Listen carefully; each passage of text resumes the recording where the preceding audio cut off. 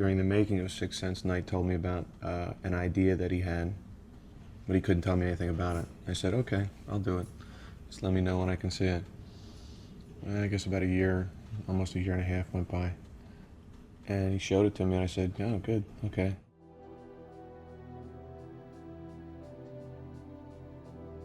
This is normally the first act of a movie, this whole movie. And I'm gonna make an entire movie of the first act, the entire movie about a guy realizing he's a superhero. So that's how it popped into my head, the idea. After I've outlined it, I try to do 6 pages a day until the first draft is done. And that's how I start technically. And then I set little deadlines for myself, you know, second draft, third draft, fourth draft. Started out a very traditional movie where the first act was him realizing his power, the second act is him fighting good and bad, and then the third act is fighting the ultimate villain. And it just didn't respond to me. The second and third acts, I didn't connect with. I didn't connect with that person. And I connected a lot with somebody realizing something extraordinary about themselves. This movie, by definition, is an origin story. It's the birth of a comic book hero.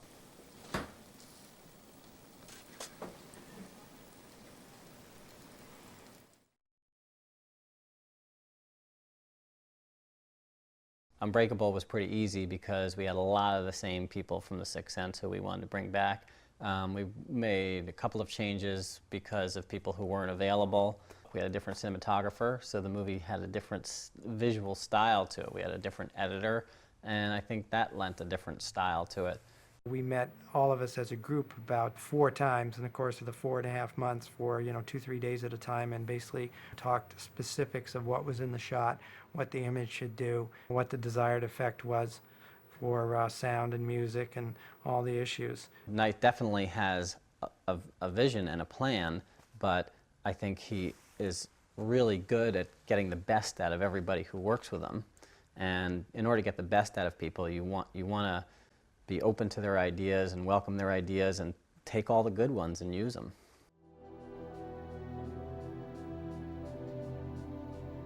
There's no black and white characters in the movie. That the good person, the hero, has flaws, and that the villain is very endearing and has wonderful qualities about him. Knight wanted us to create a very literal world which was instantly recognizable, as if this incredible story could be happening right down the street. He wanted to create a sense of normalcy in David Dunn's house, to act in counterpoint to the incredible nature of the story that's happening to him. My character really needs to be as surprised by what's happening to him as the audience does. I mean, here's a guy that's, never been sick, never been hurt. It's grounded in real human beings who experience real emotions, who have real families, who have real problems that we can all kind of recognize. It's kind of funny because you watch the movie, Bruce has got a scar. Where'd he get that? These kind of ideas of villains and heroes are kind of from within normal people, and it comes out.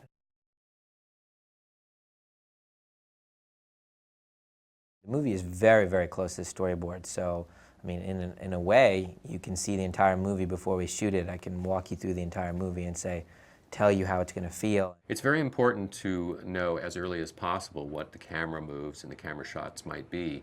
If a crane or something very specific is involved, that helps us better design the set. As an editor, storyboards are useful for me in terms of understanding the director's idea.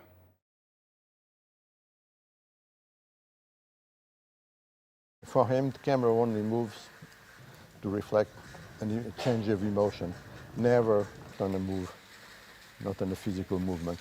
In Unbreakable, there are over 30 scenes that are all shot in one take. It's scary to do because we never shot any safety coverage.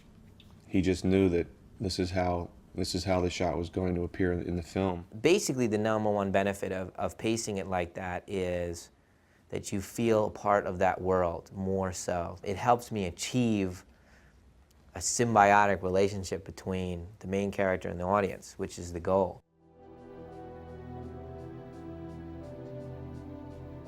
The setting and the location and the world that filmmakers create is always an important character of the film. And in particular in Unbreakable, there were really two worlds that were created. There was the world of David Dunn, and there was the world of Elijah Price, the Samuel Jackson character. There was a big sort of design premise, which was that the David Dunn world was a warm world, and then the Elijah world was a cold, steely world. Ultimately, we learn that he is a superhero. And so the idea was that as we went through the movie, at certain points, color could be added, more sort of primary type colors that you would have in a comic book. Knight has very strong opinions about how his characters should look.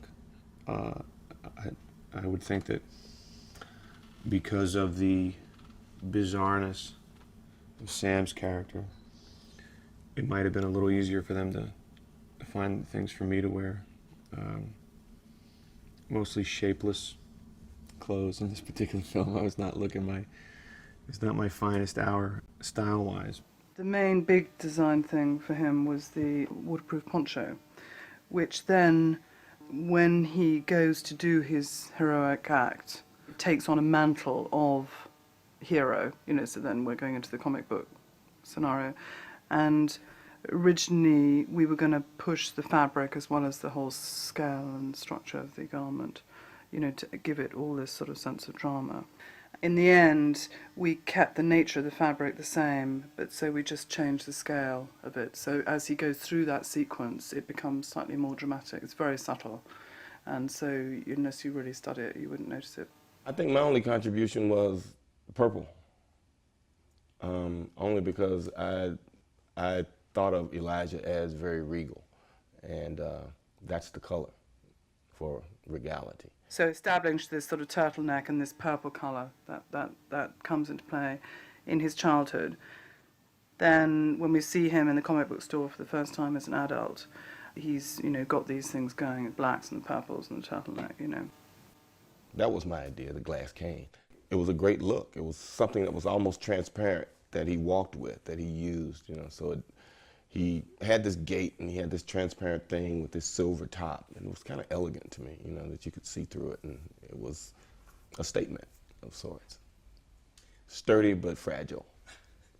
I based his hair on Frederick Douglass, which is this sort of slightly sort of sideways thing. So that's the one thing about him, which everything else is all kind of, you know, perfect, and then there's just this slight kind of off-balance thing on the head. A lot of talk about that hair. I don't, you know, it's like, hey, it's just a character. Another reason to build that kind of structure where David would go from cool to warm, and Elijah from warm to cool. It was the idea of reflections and inverted images and symmetrical things, because there is something symmetric about Elijah and David. Good cannot exist without evil, and evil cannot exist without good. And so basically, Elijah's character needed to find the hero so he could take his mantle and be the villain. We had very specific colors for each character. Sam Jackson had his purple color. David Dunn had, you know, his green color.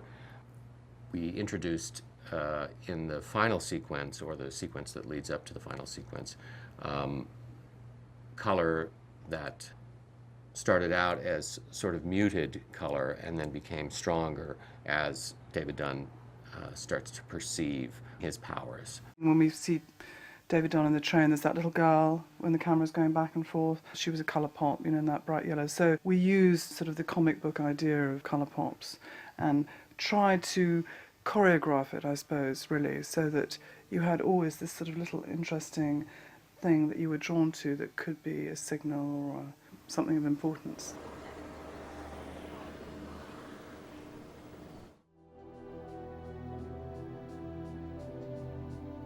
More and more as I make movies, I find out how important sound is to movies and storytelling and the creation of atmosphere by sound. And in Unbreakable was really kind of my most ambitious ideas for the movie.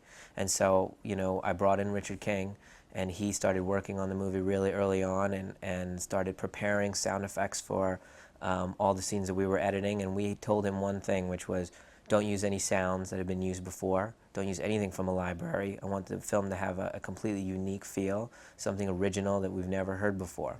The scene where Elijah's falling down the stairs, we only hear the sound of him falling down the stairs when we see him. It cuts back and forth between relative silence and these horrible bone cracks as he's careening down the stairs. When he reaches the bottom of the stairs, he has this moment of horrible realization that David did see this gun. And the way, again, Найт designed that scene gave us the opportunity to use various subway train sounds, pitched to different degrees. We also used pitched wolf howls, a pack of wolves howlings, and is the sound that segues into the next scene, which is David pulling up in the bus, getting out and meeting his son. One thing we did on Unbreakable that was great is to have James Newton Howard, the composer, start composing the music based on the script. The thing that we talked about mostly was the idea that the music be, and this is a word he used a lot, have a singular quality to it. A singular quality meaning that, you know, the kind of thing that you could hear just one or two or three or four or five notes from and immediately say, ah, that's the music from Unbreakable. And that's not just in terms of melody, a thing you can whistle, but somehow that the music would have a quality to it, a tonality, a life of its own, a personality that would be just as distinctive as the film. This is East Rail 177. Next stop, Philadelphia.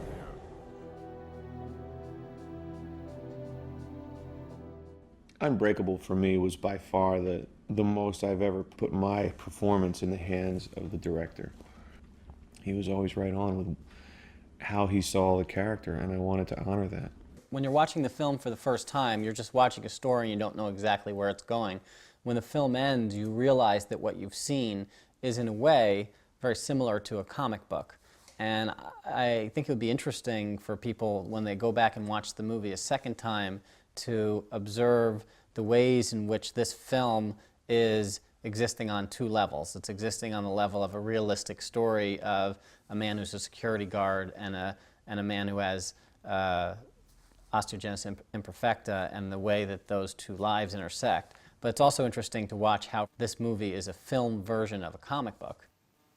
I think I wanted to make feature-length Twilight Zones, you know, where something amazing happens in the last second and you realize you weren't watching what you thought you were watching. And then inevitably, when you go back and look back at the movie the second time, everything should have that feeling that it was inevitable, that this ending was going to be this way. It's natural. Now that we know who you are, I know who I am.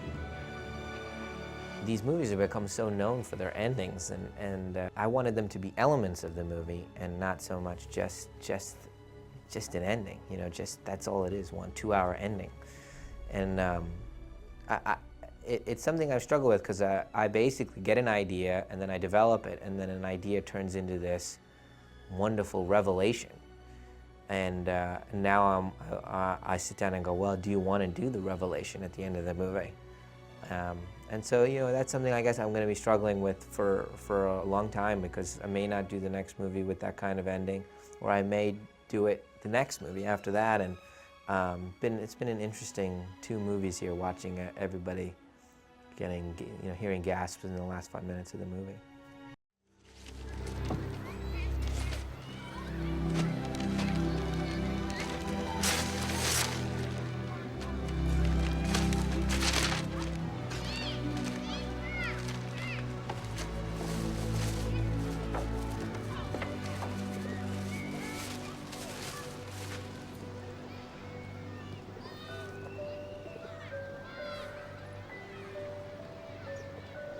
I always read comics from the time I was a kid. I used to buy comic books. I shamefully say I read Archie and Veronica, and I collected Superman. We all want to be greater than we are, or stronger, or faster, or there are things that we wish we could do, like fly, or see-through walls and all those kinds of things. So those things always appeal to me.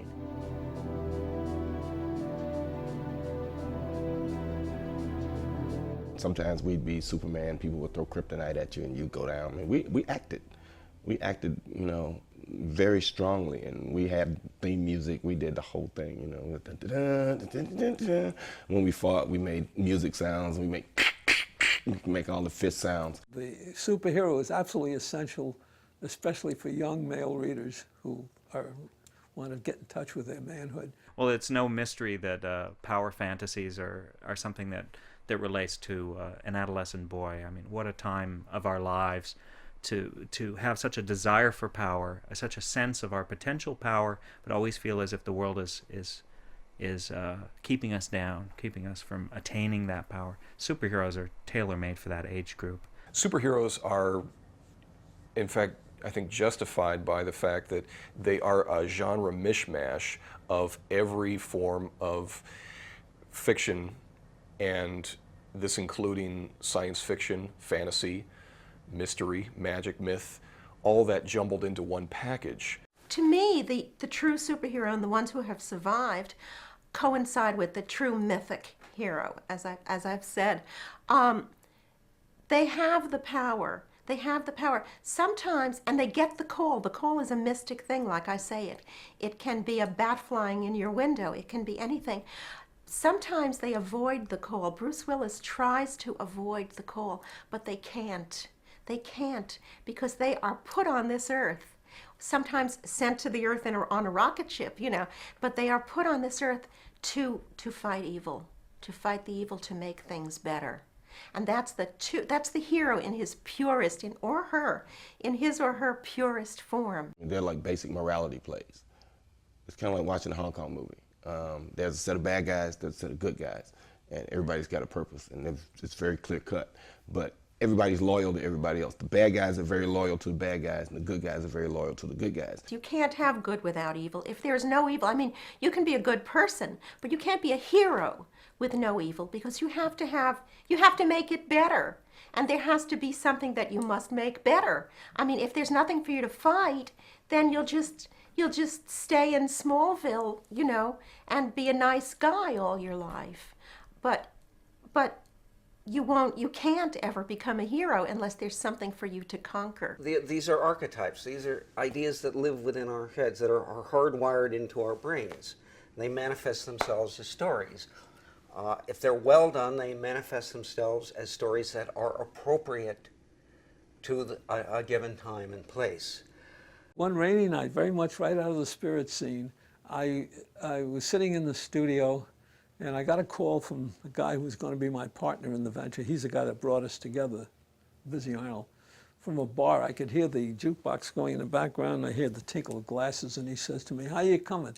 I said, "Well," I think I've got the first story, and I think I've got the character. And what I had sketched out on the drawing board was a guy looking very much like Cary Grant, you know, nice-looking American hero. And he said, "Well, does he have a costume?" And I said, "Well, no." He said, "You got to have a costume." Said he couldn't sell it without a costume. Got to have a costume. So I put a mask on him. And they said, "He's got a mask." He said, "Oh, that sounds good." And I said, "He's got gloves." He says, "Go with that. Go with that. That's great. Go." And he hung up. And so there I was, stuck with this character. Eisner is such a great storyteller. And he came up, in fact, with a superhero, a true hero, who doesn't have any superpowers at all, but very symbolically, and this is something that happens to the hero in myth and also symbolically happens to the hero in comics when he's the true hero, and that is that he dies and is reborn. The spirit is Denny Colt. He's a cop, and he fakes his own death so that he can come back as the spirit, and lives in a cemetery, lives in Wildwood Cemetery, so that he can fight crime. The problem I had with the spirit in the mask was that it violated something that was very important to me in my work. I want to be believed. I was dealing with reality. I look at Will Eisner's work, it remains something to aspire to for me. Emotional reality is what I'm after. I mean, I'm no realist. I don't need a character to be able to fly for a character to be heroic for me. You know, it's a, as romantic as my stuff is, I find there an awful lot of romance in the real world that I can use. There ain't all that much difference between a long trench coat and a cape anyway. So I think very few comic book guys decided to consciously do a myth. I think it did happen. And in the case of William Moulton Marsden with Wonder Woman, we know it did. But it's more that these are ideas that are innate, and they find an expression in a given way because of what the writers and artists see around them, the air they breathe. If you look at Superman, you see that he came from this other world, Krypton, this world that exploded, and that he's come to America. He's taken on this very super American kind of identity. I mean, he's clothed himself sort of partially in the colors of the flag. He's changed his name from Kal-El, his Kryptonian name, to this very arch wasp name, Clark Kent. You know, he's redefined himself, reinvented himself on these shores. And it's very easy to look at the Superman story as being, at least in part, the story of an immigrant from another world. And of course, Siegel and Schuster, these were two the sons of immigrants, of Jewish immigrants from Europe.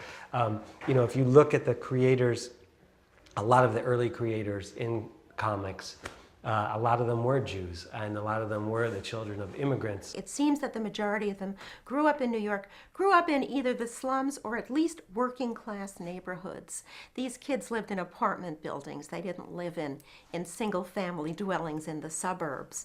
And this might have a lot to do with it. They saw much more of life than those kids from the suburbs, you know. And they had to make it. They had to make it. They were poor. Their parents had come to America. They were brought up on the American dream.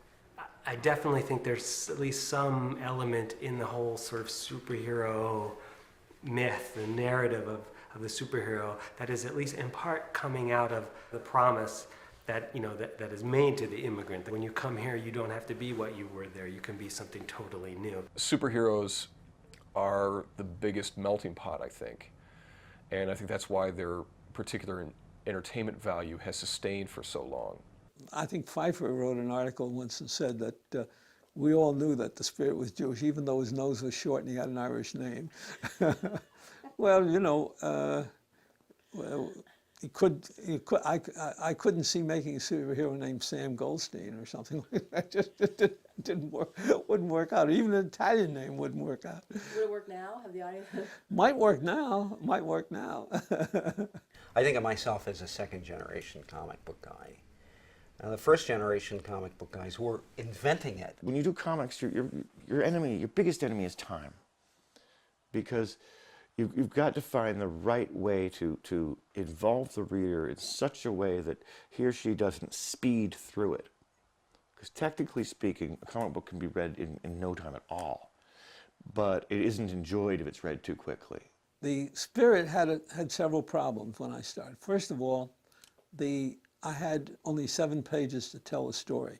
Now, some of my stories were long and some of them were short, but I only had 7 pages. I couldn't tell the short story in less than 7 pages. I couldn't tell a long story in more than 7 pages. So I had to devise ways of moving the story quickly.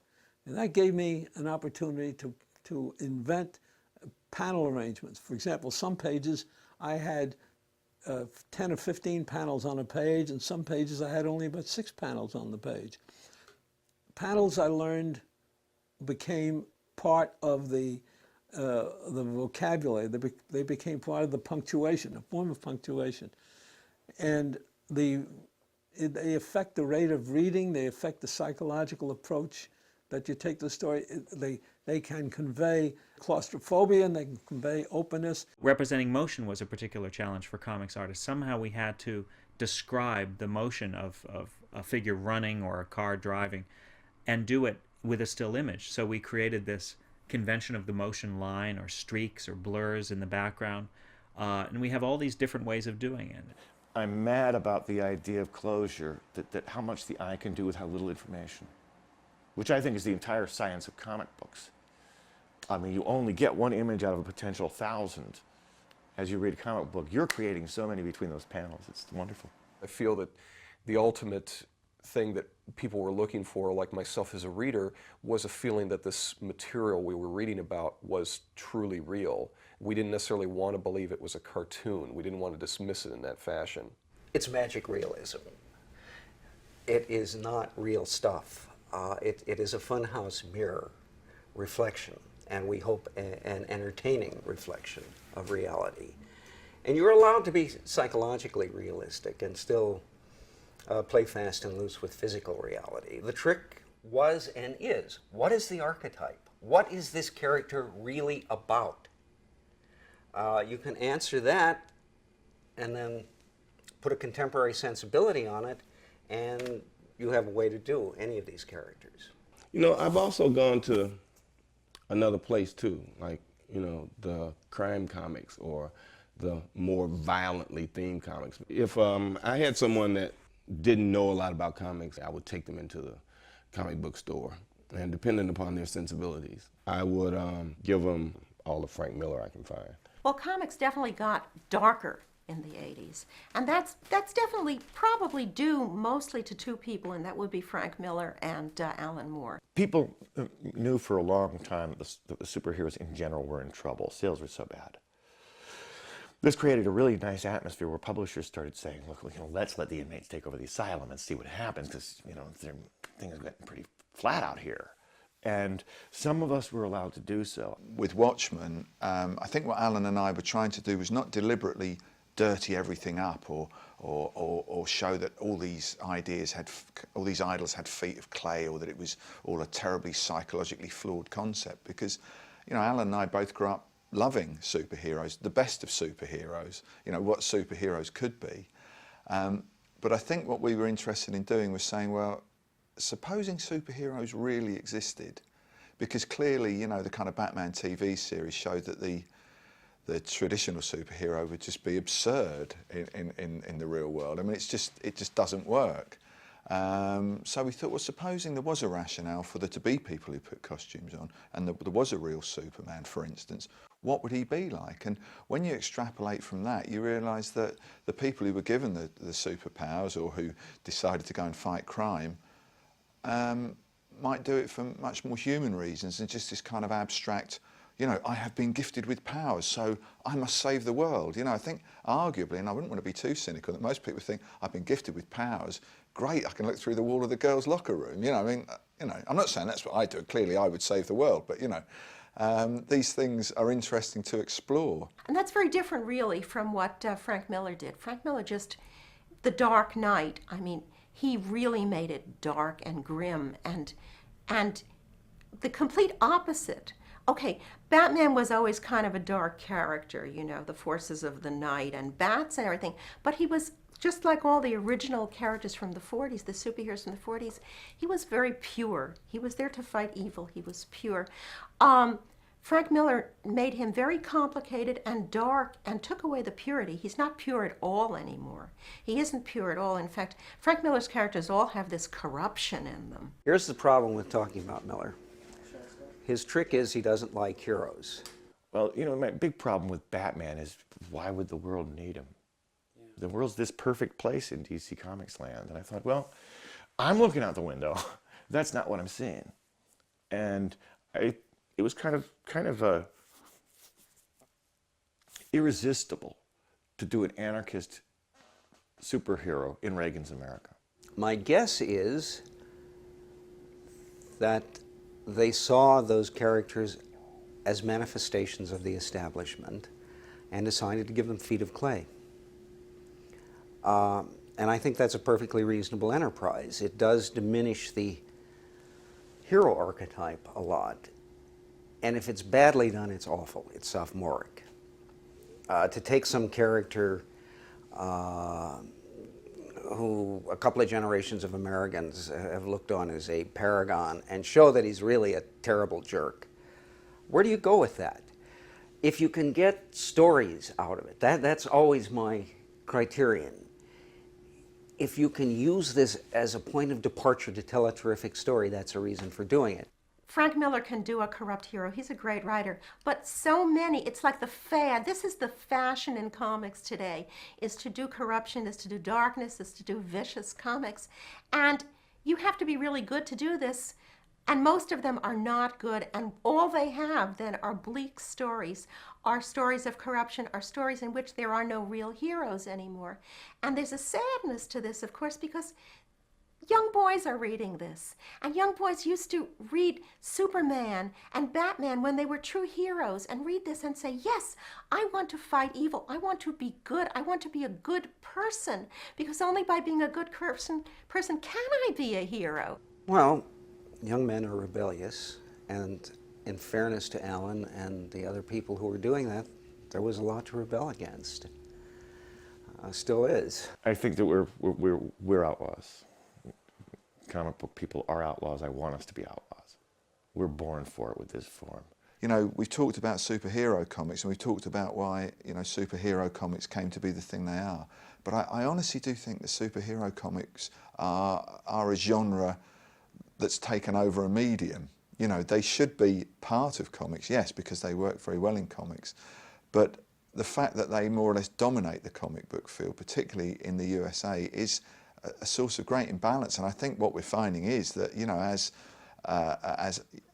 adolescents don't come into the field anymore, that the kind of basic raison d'etre of the superhero is kind of fading away. I would like to see a change, and possibly comics will diversify, and you'll have things, comics that are aimed at more than just a young male audience. I want to get just about everybody I can lay my hands on. I want to get all the guys who are getting concert tickets to buy my comics. I want to get all the girls who are going to see NSYNC to buy my comics. I want everybody. I want your parents. I want your children who aren't even born yet. And the thing is, I think that there is potential within the medium to do that. And the way I've orchestrated my particular work is to try and make it all as palpable and as real to you as I want to believe it is myself. I don't really have a nihilist streak. My stories are essentially romantic. They just are rather harsh about it, that's all. But where comics can go is anywhere. I mean, I think it's very good that there are now several crime comics out there that each have completely different personalities. I think that the future of comics is limitless because the idea of comics is just so simple at its heart that it's infinitely adaptable. It's possible for comics to adapt to any environment. Comics isn't just about paper and ink. As the web is becoming more important, it's very easy for me to see how comics can evolve and change in a digital environment in a way that stays very true to that basic idea of comics. I still like mythology. It's a mythology thing for me. Those are still the Greek gods of American culture for me. I don't believe superheroes will disappear or go away. They'll just continue to mutate until forever.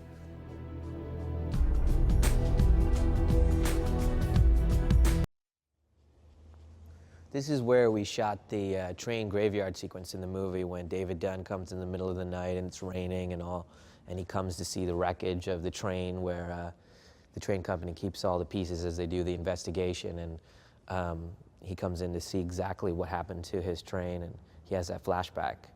And it's a great little space here. It's at the U.S. Naval Yard here in Pennsylvania, in Philadelphia, and it's just a really eerie space, has a lot of history to it. And it's a good space to talk to you about the deleted scenes in the movie, which is something that is always painful to do, to cut a scene out of a movie. Can I tell you a secret? I'm going to be very, very sad if this doesn't turn out the way I think.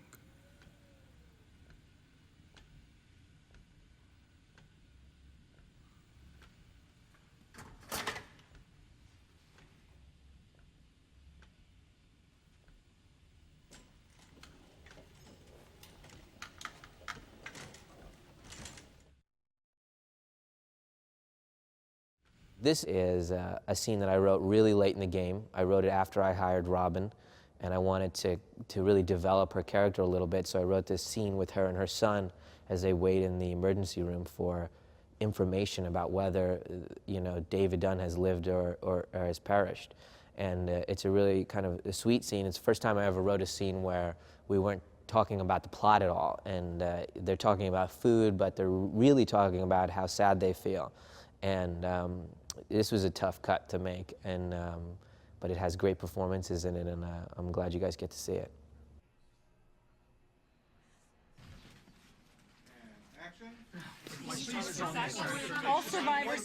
All survivors are being brought here from the accident site. We have no names and no numbers to give out. But as soon as we receive information, we will make an announcement. When can we expect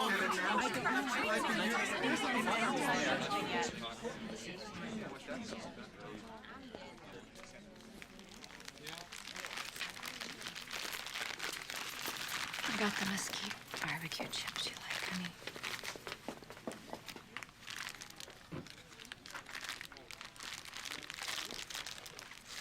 Look, I bought that soda with all the caffeine your friends drink. You can have it just this once, okay?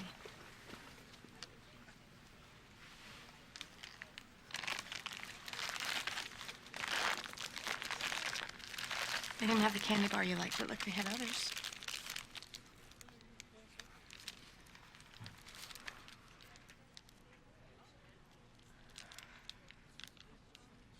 I had a carrot cake thing, but I didn't think you'd like it. It had raisins in it.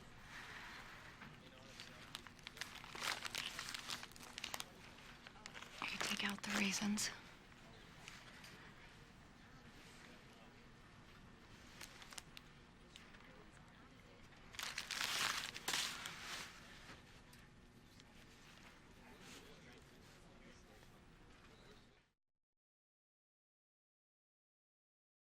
This next scene is a scene, it's actually two scenes, and it came right at the end of the home sequence when he comes home for the first time after the train wreck, and we're getting to know the family and what the situation is. And after he talks to his wife in the stairs, he goes upstairs and finds his son lying down in his bed, and he's just wants to be alone so bad. And this was a really big sequence for us because it's a moment where you really see David Dunn break down.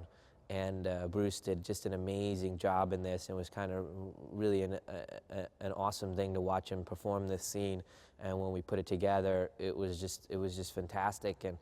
And it was, and the reason it's not in the movie is a strange one. It's because it's too powerful and it's too much too soon. And I felt like, gosh, I didn't want to see that much of David Dunn's emotions that quickly. It's kind of a writer-director thing. It's hard to explain, but when I saw the scene in the movie, I felt like, gosh, you know, that was too much to see of that character before we got to know him. And it's strange, but that's why it's not in the movie. But it's just, I wish we could put it in some other way, but that's what's so great about the DVD. So have fun. Joseph, you should go sleep in your mother's room. I want to sleep here tonight. I won't make any noise. How about this? You go sleep in your room. If you get scared like before, you can come in here, okay? Joseph. The train derailed approximately 7.5 miles outside Philadelphia. It came to rest on its side on the northbound tracks. It is train officials' belief that some, if not most of the passengers were still alive at this time. The momentary peace lasted only a few seconds. A Boston-bound freight train on the northbound tracks was seconds away from passing train 177 when it derailed. The impact happened about 3:15 p.m. The first of the two occupied passenger cars was severed in half and sent careening in two directions. The second of the passenger cars was crushed and dragged for 400 feet. 6 crew members were on the freight, 118 passengers and 7 crew members were on the passenger train. There is one reported survivor.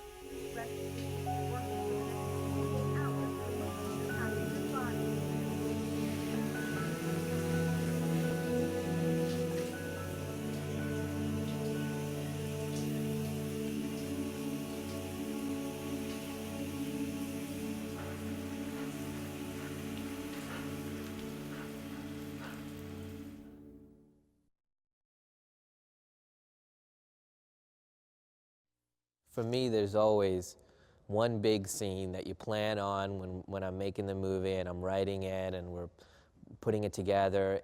You know, something that's the biggest scene in the movie that requires the most amount of work, the most extras, and the most planning, and it's so much more difficult than every other scene. And this is that scene, and it always comes out of the movie. And it took us, you know, two long, arduous days to shoot, and so many people. It was a period scene, and it's one of the flashbacks of Elijah, and you see him at a fair, and it was one of our, probably the biggest action sequence in the movie. Yeah, this is one of the only scenes where I didn't do it. I didn't plan to do it in one take. It's impossible to do this in one take, and there's probably, you know, 10 times as many cuts in this scene as any other scene, and it was kind of out of the character of the rest of the movie. And also, that was one of the reasons why it didn't make it in the film ultimately. It felt like the movie stopped, and I did this whole scene, and then we went back to the language of the movie.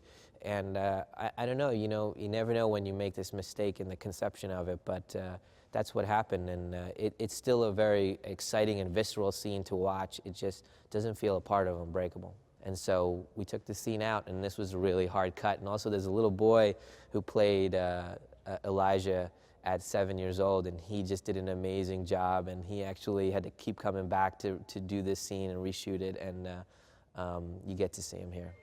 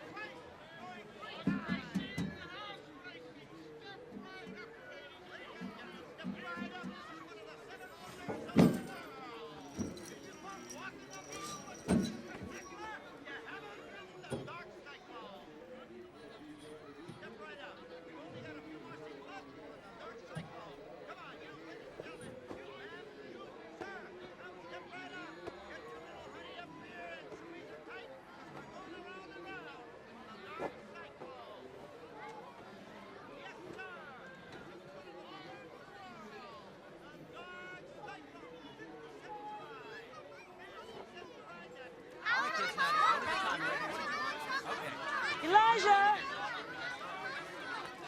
Elijah!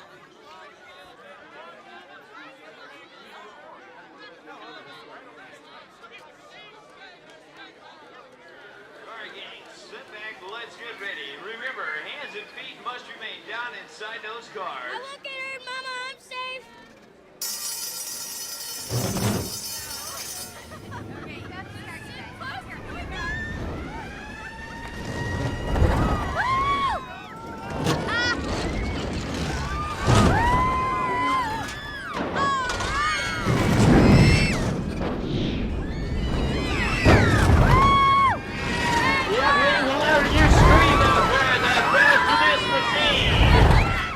So let's all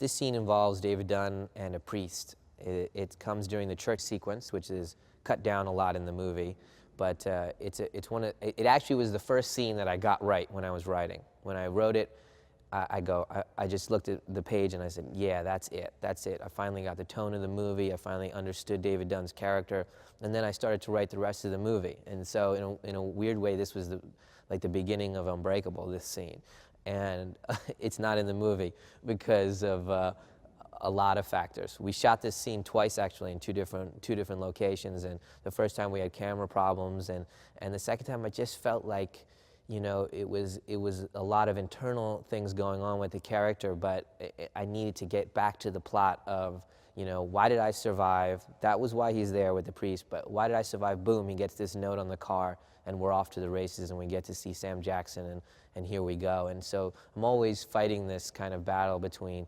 developing characters and developing the plot, and this time plot won out, and we cut the scene.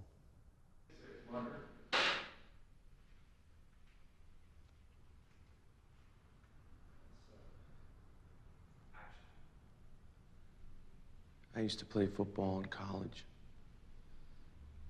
I was a quarterback. One time we went on this winning streak.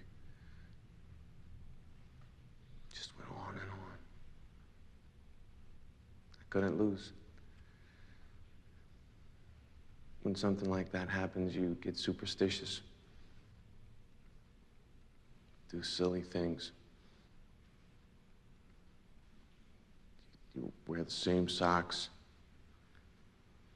You listen to the same B.B. King song before every game. I wouldn't even untie the shoelaces of my cleats. Just slip them off and on so nothing would change. It made things important that weren't important.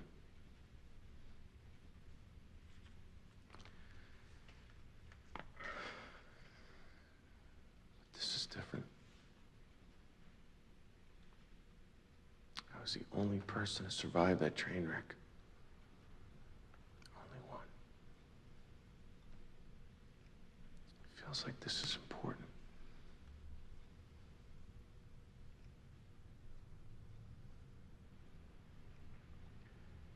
Are you a religious man, David? No, sir. Good. Because I'm going to talk to you as a man, not as a man of the cloth. Okay. It was luck. What do you mean? Luck, random, without meaning. About 3 years ago, my cousin died in a plane that crashed on takeoff at Philadelphia International Airport. Do you remember that crash? Yes, sir.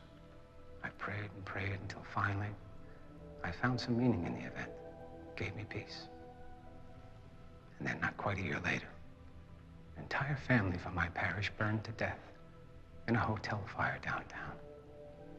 Again, I prayed. Again, I found meaning. Just 2 days ago, my nephew rode with you on that train back from New York. He was traveling alone for the first time. I'm sorry if I can't react to your survival with the appropriate. It was the hand of God. It was a miracle kind of answer. I'm fresh out of those right now. The metal on my watch was crushed like someone hit it with a sledgehammer. My 12-year-old nephew's neck was broken in 4 places. What's your point, David? You were chosen? I don't think so.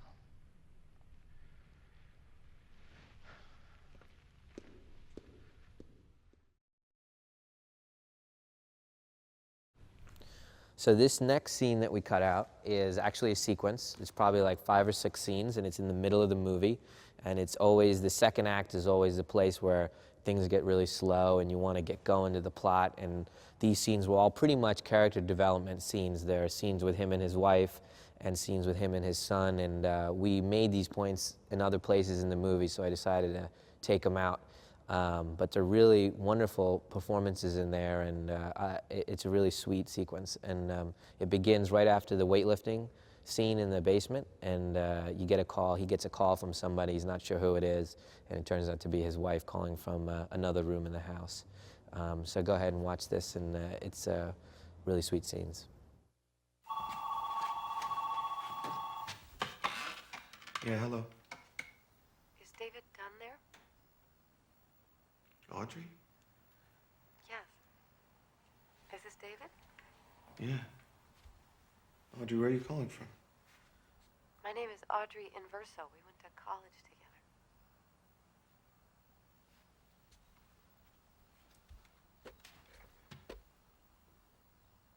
Yeah.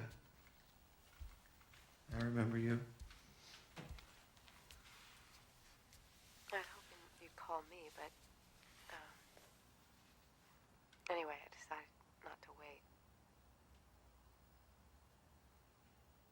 I was thinking it might be nice to go to dinner together.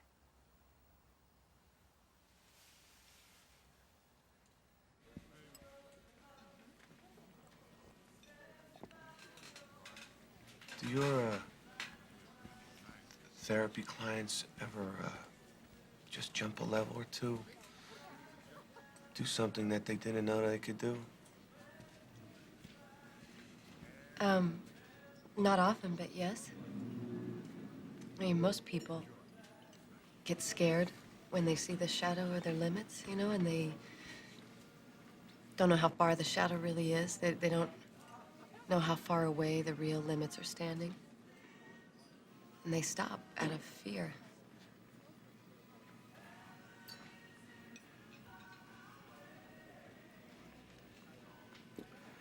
This is kind of strange, isn't it? We're not acting like ourselves. I mean, like that. Your mouth's dirty, and you tap your napkin to your lips. You only do that when you're with someone you don't know. What do I do when I'm with someone that I know? You use your sleeve. Audrey? Hi. Hi. Oh, that was you. How are you? Good. This is Claire. Her son is in Joseph's class, and Claire and I did the school food drive together. Hi. Hi.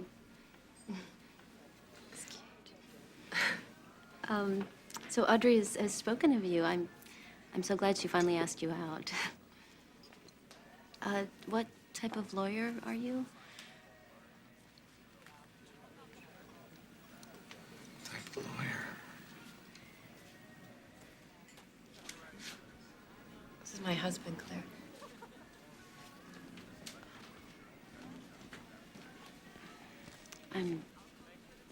I'm so sorry.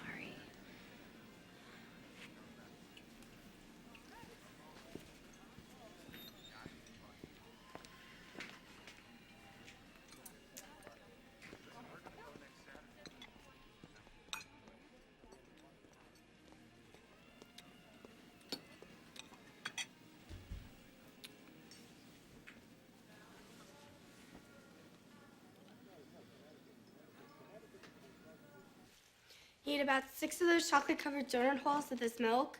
He said he only had 3, but I know he had 6. Good night. Good night.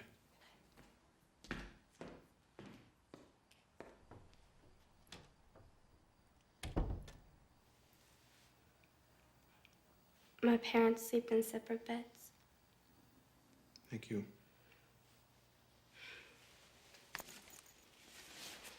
By the way, Joseph went to sleep in his room tonight. His room? Mm-hmm.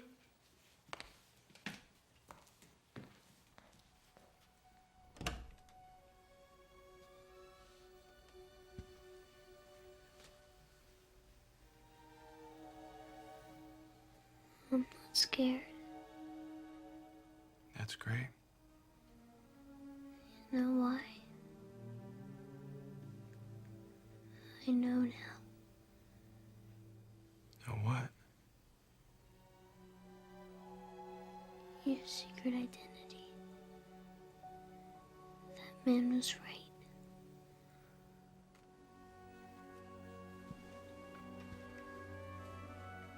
Joseph. There are big guys in almost every gym that can lift that much. You could have lifted more. Don't worry. I won't tell anyone.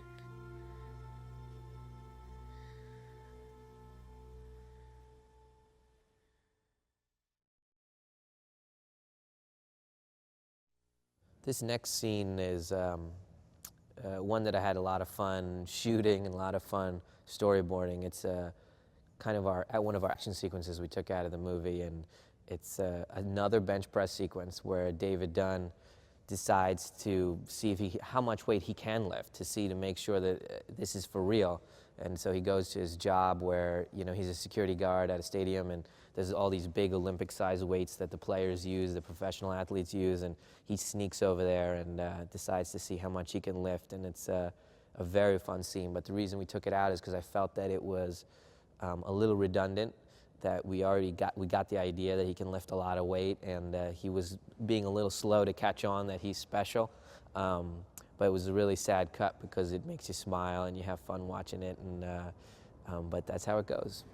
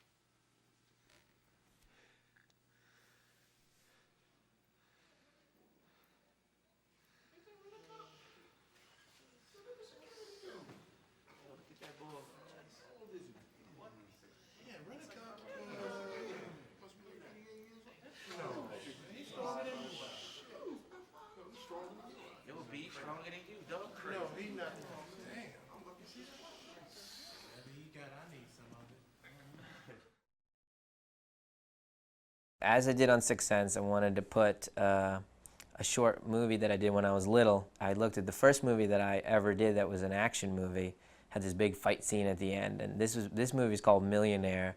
It was about this writer who becomes very rich from writing about this guy who breaks into his house, and then at the end of the movie there's this big mano-a-mano fight. Actually, it's a 2-on-1 fight that goes on at the end where he has to save his brother from being kidnapped, and it's just awful. It's just terrible. It makes me laugh, and in a way it makes me feel good having come from that, which shows like almost like sub-average level of skill to you know, something where I can make money at it, and it's fun to see that progress. So I mean, it's not meant to be you know, real filmmaking or anything. I mean, we were trying desperately to make real films, but it was just so horrifically bad that when I put it in and watched it, I was crying, laughing, and I just thought, God, it'd be a kick to put that in there. And then Unbreakable will seem that much better after you watch it. So this is it.